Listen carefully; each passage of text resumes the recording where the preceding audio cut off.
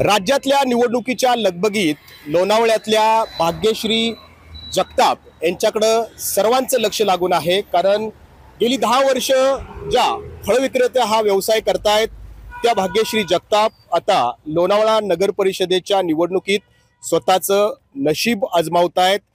आदिवासी कुटुंब हे आहे, परंतु अनपेक्षितपणे त्यांची राजकारणात एंट्री झालेली आहे आणि फळं विकता विकता त्यांचा प्रचारही या ठिकाणी सुरू आहे। आपण बघू शकतो पॉम्पलेट त्यांनी हे अशा प्रिंट केलेले आहेत। ते इथं येणाऱ्या मतदारांनाच खरं तर ग्राहक आता म्हणता येणार नाही, ते त्यांना हे अशा प्रकारचे पॉम्पलेट देत आहेत। कसं तुमची राजकारणात एंट्री झाली? नमस्कार, सुनील अण्णा शेळके हे राष्ट्रवादीतून आहेत। त्यांनी मला हे तिकीट जाहीर केलेलं आहे एसटी कॅटेगरी मधून।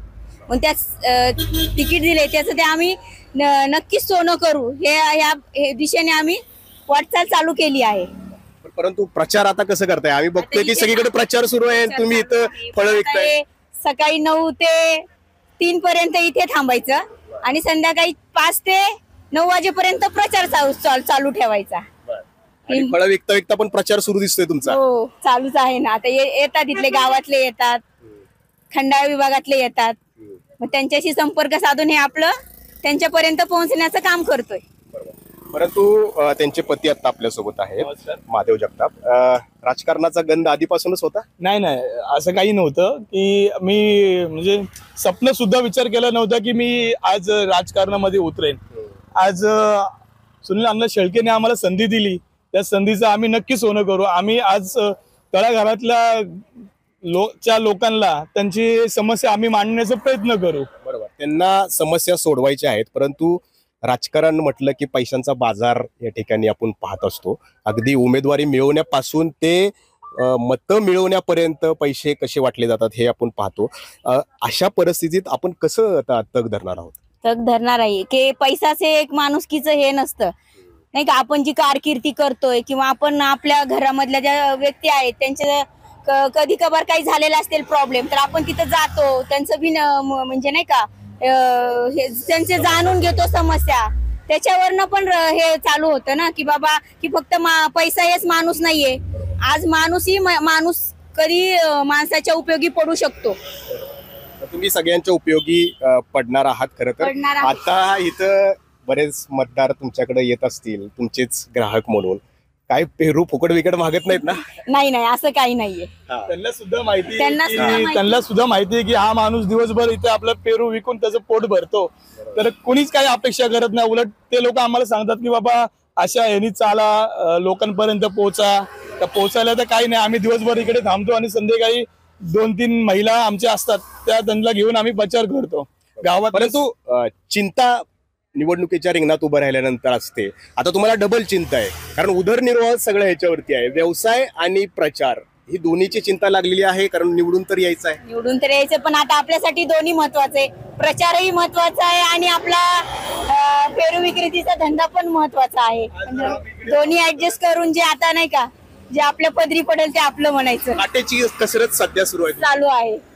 खरं तर तिकीट मिळवायचं म्हटलं तर सगळ्या दिग्गज नेत्यांच्या पुढं सगळेजण पुढं मागच या ठिकाणी करत असतात। आता तुमची परिस्थिती तर हालाकीची आहे। किमान आमदार सुनील शेळके यांनी पेरू तरी खाल्ला का नाही तुमचा, आणि पेरू खाऊन तिकीट दिलंय का? नाही नाही, असं काही नाहीये, असं काहीच नाहीये। जे नाही का जाणतात गोरगरिबांपर्यंत गेलेत आणि तळागाळापर्यंत गेलेत की बाबा कोणीतरी एक व्यक्ती आहे की या कॅटेगरी मधून, ते माझ्यापर्यंत पोहोचले आणि आज मी इथे त्यांच्या राष्ट्रवादीच्या पक्षातून मी आज इथे उभी आहे आणि प्रचाराला माझा चांगलाच प्रतिसाद आहे। पण आस्वाद तर घेतला असेल एकदा तरी अण्णांनी? अजून अण्णा आले नाहीयेत, पण कधी कभार जर आले तर त्यांना आम्ही नक्कीच आस्वाद देऊ पेरूचा। बरोबर, इथं काही मतदार खरं तर ते ग्राहक म्हणून आलेले आहेत। आज इतके वर्ष तुम्ही यांच्याकडून पेरू खाताय, आज त्या उमेदवार आहेत? हो हो, नाही नक्कीच। आज म्हणजे महादेव जगताप जर झाला तर ते उमेदवार तर आहेतच, पण त्याच्या व्यतिरिक्त तो लहानपणापासूनचा माझा मित्र आहे। त्यांचा जीवन प्रवास मी बघितलेला आहे। ते पूर्वी म्हणजे हा पूर्ण खंडाळा प्रभागच आहे, तर पूर्वी ते नेताजीवाडीत राहायचे। त्यांचे वडील चहाचा धंदा करायचे। राज्यातलं राजकारण आपण बघतोय, अशामध्ये एक सुखद चित्र आहे हे? हो, नक्कीच नक्कीच सुखद चित्र आहे। बघा आज संविधानाने आपल्याला जो अधिकार दिलेला आहे, आज आपण ST कॅटेगरीमध्ये येतोय.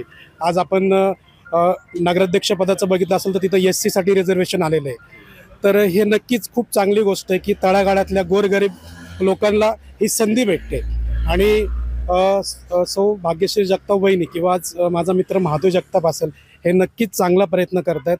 आज ते म्हणजे एक तळागाळातले व्यक्ती आहेत. आज हा आपला बॅटरी हिल प्रभाग जो आहे, इथं बरेचसे धंदेवाले आहेत, तर त्यांना इथल्या समस्या चांगल्याच माहिती आहेत. तर माझ्या नक्कीच त्यांना शुभेच्छा आहेत. अजित पवारांच्या राष्ट्रवादीनं तर आदिवासी समाजातल्या या जगताप कुटुंबियांची राजकारणात एंट्री करून दिलेली आहे. परंतु आता मतदार विश्वास दाखवतो का आणि भाग्यश्री जगताप यांचं नगरसेवक होण्याचं भाग्य उजळतं का, हे पाहणंही महत्त्वाचं राहील. कॅमेरामन शैलेश जाधवसह नाजिमुल्ला, ABP माझा, लोणावळा, पुणे. ABP माझा, उघडा डोळे बघा नीट.